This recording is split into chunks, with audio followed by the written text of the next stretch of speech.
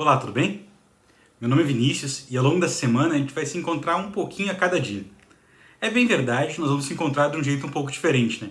A pandemia de coronavírus e tudo que está acontecendo no mundo está fazendo com que os nossos encontros, aliás, todos os nossos encontros sejam diferentes. Quem sabe há um bom tempo você mal sai de casa, não é mesmo? Mas mesmo assim, a cada dia a gente vai se encontrar aqui um pouquinho para conversarmos um pouquinho sobre um período muito especial que o mundo está vivendo. E não é a quarentena. É que nós estamos nos aproximando da Páscoa. E o mundo todo lembra da Páscoa como um momento especial, onde o mundo cristão lembra do sacrifício de Jesus. E o mundo judeu lembra também da libertação que Deus deu a eles lá do Egito. Bom, a cada dia, como eu disse, nós vamos conversar um pouquinho. Eu sou pastor da Igreja Adventista também, e eu cuido dos jovens da parte norte de Santa Catarina. Talvez alguns de vocês já tenham me visto por aí. Mas eu sei que para boa parte de vocês eu sou uma cara diferente. E falando em diferente, eu quero conversar com você sobre algo inusitado, pelo menos inusitado. Eu não sei, mas eu acho que você talvez ainda não tenha pensado nisso. Mas eu vou lhe convidar a usar a sua imaginação para criar uma cena na sua mente, tá bom? Eu já vou avisando que não é uma cena fácil de se criar. E talvez ela custe a sair da sua cabeça depois, ok? Mas eu vou arriscar assim mesmo. Eu quero convidar você a pensar o seguinte. Você consegue imaginar como foi o momento onde você foi concebido? É isso mesmo, aquela terça-feira de noite onde seu pai se aproximou da sua mãe, começaram a trocar beijos e carícias, tiveram uma relação. Imagina aí. Né? Ruim de imaginar, mas eu preciso que você faça isso, tá bom? Porque eu quero começar a conversar com você sobre esse momento. O momento onde você foi concebido. Porque nesse momento aconteceu uma série de coisas que é impressionante. Eu não sei em que etapa da vida escolar você está. Talvez você já tenha estudado o que eu vou dizer em biologia ou quem sabe em ciências. Mas você lembra das aulas sobre reprodução humana? Bom, vou lhe dizer o que aconteceu. No momento onde seu pai e sua mãe tiveram essa relação, seu pai lançou sobre sua mãe 500 milhões de pequeninos seres que nós chamamos de espermatozoides. E eles foram desesperados lá com um único objetivo na sua existência, que é fecundar um único óvulo. Aliás, Macharedo, olha aqui. Na largada, já fica bem claro que o mundo não vai ser justo com a gente. Ah, quero direitos iguais. Desde o início não é igual. Os homens entram com 500 milhões de espermatozoides e a mulher entra com um óvulo. E deu. Acabou. Também é bem verdade que o óvulo é grandão, né? O espermatozoide é pequenininho. Mas mesmo assim, justo não é, né? Bom, o fato é o seguinte. Aquele 500 milhões de seres desesperados ali tentando encontrar um óvulo. Quando eles encontram o óvulo, acontece uma coisa impressionante. Que a ciência chama de o envelope da fertilização. Olha o que acontece. Um espermatozoide vem e o primeiro que fecunda o óvulo faz com que comece uma sequência uma cadeia de eventos impressionante. Ao redor do óvulo começa a surgir uma espécie de campo de força. Você pode procurar na internet, envelope da fertilização, e você vai ver. Esse campo de força, ele tem uma função que não é um campo de força, né? Eu estou usando assim só para ficar fácil de entender. Mas é uma espécie de campo de força invisível mesmo que fica ao redor do óvulo. Sabe o que ele faz? Ele mata todos os espermatozoides que encostam nele. Isso para ter certeza que só um vai fecundar o óvulo. Quero que você saiba de uma coisa. Você é esse um. Na largada, a chance de ser você naquela terça-feira de noite que seus pais se aproximaram lá era de 1 em 500 milhões. Quer ter uma ideia do que é isso? Vou lhe dizer. Existem ramos das ciências exatas, que estudam a probabilidade de uma coisa voltar a acontecer, a estatística. E os matemáticos dizem o seguinte, sempre que a frequência de alguma coisa for menor do que de 1 para 1 milhão, você devia descartar esse negócio. Porque não vai acontecer. 1 milhão é o acaso, é o imponderável. Você não pode contar com algo que acontece menos do que uma vez em 1 milhão de oportunidades. Não tem como. É por isso que, inclusive, você não deve perder seu dinheiro jogando na Mega Sena. Sabe qual é a chance de alguém ganhar na Mega Sena? É de 1 em 50 milhões, amigão. Poxa vida, se 1 em 1 milhão é o acaso, 1 em 50 milhões, cara, é perder dinheiro. Por isso que é tão difícil ganhar. Agora presta atenção. 1 em 1 milhão, acaso. 1 em 50 milhões é Mega Sena, é ficar rico. E 1 em 500 milhões você chama do quê? Você está entendendo o que eu estou lhe dizendo? Presta atenção. Estou lhe dizendo que nascer é 10 vezes mais difícil do que ganhar na Mega Sena. Não era para você ter nascido. Não era para você ter sido concebido. E não para por aí não, eu vou tornar mais difícil o processo, presta atenção. Lembra de novo das aulas de biologia lá, reprodução humana? Sabe que todos os dias os homens produzem milhões de espermatozoides. E a cada ciclo fértil, ciclo menstrual, a mulher produz um óvulo. Agora presta atenção. Se você não tivesse sido feito ou feita justamente naquela terça-feira de noite, ou quem sabe foi de tarde, não sei, eu não estava lá também, mas naquele momento, se não fosse naquele momento que você tivesse sido concebido, você não ia existir. Você até ia existir, mas você ia ser outra pessoa. Você ia ser a sua irmã. É isso mesmo. Filho do mesmo pai, da mesma mãe, mas outra pessoa. Porque os espermatozoides seriam outros, o óvulo seria outro, tinha que ser naquela terça-feira, naquele mês de maio, senão não ia ser você. Isso não é impressionante? A chance de ser você a ser concebido, na verdade, é menor do que 1 em 500 milhões. E tem mais, eu vou começar a complicar ainda mais, presta atenção. Aqui no Brasil, 1 em cada 5 gravidezes, olha aí, pastor Vinícius também é cultura, se liga aí. Como é que é a aula de português? Fui falar e me embanei. Plural de gravidezes. Isso aí é chique, eu falo só para você pensar que eu sei de alguma coisa. 1 em cada 5 gravidezes não chega ao fim. Você está entendendo? Eu quero que você perceba o seguinte. Tudo conspirava para você não estar aqui me ouvindo agora. Para você não existir. O fato de você estar aqui é um milagre. A estatística diz que não era para ter acontecido. E se mesmo assim você está aqui me ouvindo, eu tenho uma forte impressão que não foi por acaso. É porque alguém escolheu você. É isso mesmo. Naquela terça-feira de noite, 500 milhões de espermatozoides ali nadando rapidinho, teve alguém que botou o dedo e disse, esse aqui, essa aqui, eu quero ele, eu quero ela.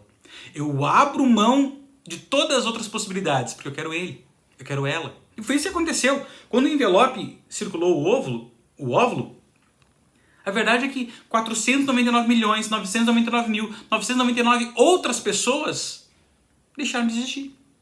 Com cores de cabelo diferentes, cor de olho, tamanho, peso, jeito, personalidade, tudo diferente. Nunca viram a luz do dia, porque alguém escolheu você. No meio de tantas possibilidades, de milhões de possibilidades, alguém escolheu você. E eu quero lhe mostrar nessa semana que a Bíblia fala quem é que escolheu você. E fala também por que ele fez isso. Se você tem Bíblia aí, ou quem sabe no celular, ou no iPad, no tablet, no computador, se você tiver como ver a sua Bíblia, eu quero ler um verso da Bíblia com você hoje. Deuteronômio, capítulo 7, o verso 6. Deuteronômio 7, verso 6, diz assim,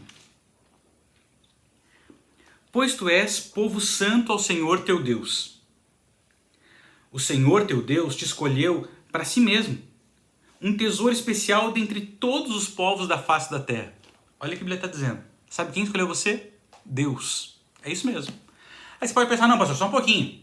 Esse texto aí não está falando de mim, porque está falando que Deus escolheu um povo e eu sou uma pessoa só. Eu falei, é verdade, você tem razão. O texto está falando de um povo, o povo de Israel. Mas eu escolhi ele por um motivo simples, é porque a linguagem desse texto é bem clara e direta e não deixa dúvida que é Deus quem escolhe, dentre todas as opções que ele tinha. Mas a Bíblia também tem vários outros versos onde nessa escolha Deus faz chamados individuais, pessoais. Eu poderia citar, por exemplo, Jeremias capítulo 1, que a Bíblia fala que Deus nos chama com um propósito específico quando nós ainda nem tínhamos nascido. Ou Salmo 139, que fala que Deus já tinha nos escolhido quando nós éramos uma substância informe. Foi naquela terça-feira de noite que ele escolheu você. E se ele escolheu você, é porque ele tem um plano contigo. Agora alguém pode estar pensando, pastor, legal, achei curioso, você não sabia desse negócio, da chance de eu ter sido concebido, mas isso não pode ser verdade para mim. Porque o Senhor não me escolheu. Porque quem sabe eu esteja falando para alguém que diga assim, nem os meus pais me escolheram. O Senhor não conhece a minha história, eu realmente não conheço, e de repente estou falando para alguém que os pais não sonharam com você. Você não foi uma criança planejada. Quem sabe você foi fruto de um acidente, um ups, assim, e aconteceu. Quero dizer o seguinte. Primeiro, você até pode ter razão sobre seus pais, sabia? Pode ser mesmo que seus pais não tenham lhe planejado, ou não tenham sonhado com você. Embora eu quero dizer uma coisa. É bem provável que isso tenha acontecido. Às vezes, os nossos pais não têm um relacionamento tão fluente com a gente, né? Mas vou lhe dizer, agora que eu sou pai, eu vou confessar um negócio pra você. É difícil de tirar os filhos da cabeça. A gente fica imaginando, quando a Dani ficou grávida, minha esposa, eu ficava pensando como é que ia ser aquele serzinho que ia nascer, qual é o tamanho, como é que ia ser o jeito, o gosto. Ao longo da semana eu vou mostrar os meus 2 filhos pra vocês, o Davi e a Lara.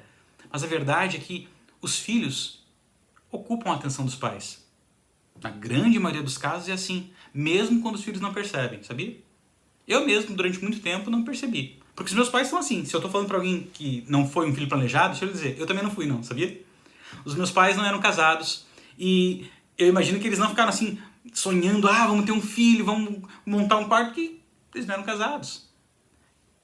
Mas mesmo assim, eu aprendi com o tempo que os meus pais sonhavam comigo. Fizeram de tudo para eu ter o melhor. Mas pode ser, volto a dizer, que contrariando todas as tendências, no seu caso seja diferente. Seus pais não sonharam contigo e quem sabe você não foi desejado. E você pode ter razão sobre seus pais. Mas deixa eu lhe dizer uma coisa. Você até pode ter razão sobre seus pais, mas não poderia estar mais errado sobre Deus. Sabe por quê? Porque você até pode ter pego seus pais de surpresa, mas não pegou Deus. Ele sabia que você ia existir.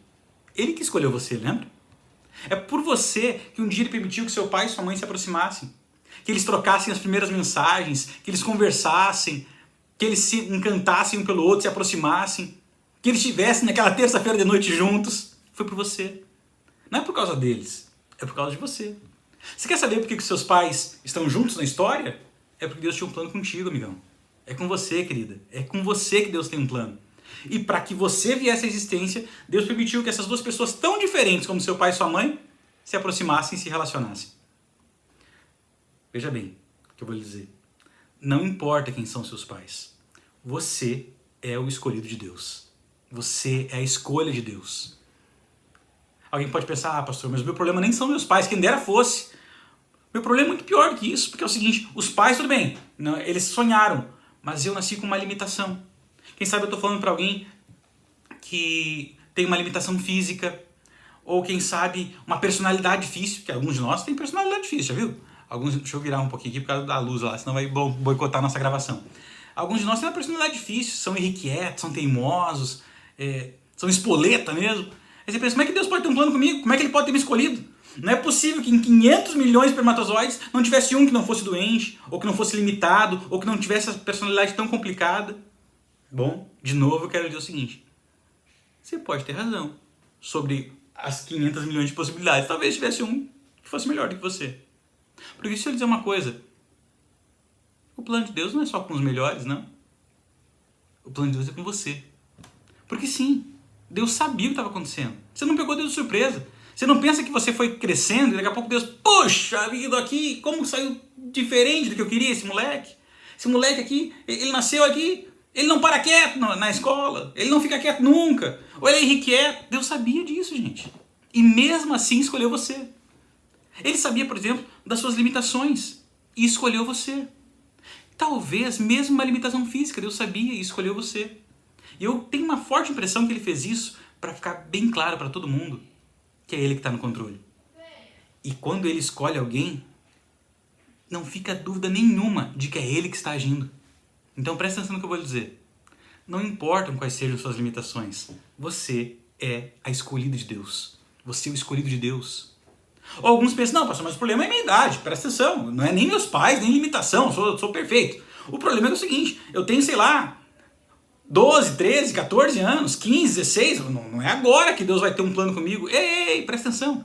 A Bíblia está cheia de histórias que apontam na contramão disso aí. Tem Deus chamando Samuel ainda menino, tem Deus chamando Moisés já com mais de 80 anos. Idade nunca foi um problema para Deus. Não importa a sua idade, você é o escolhido de Deus.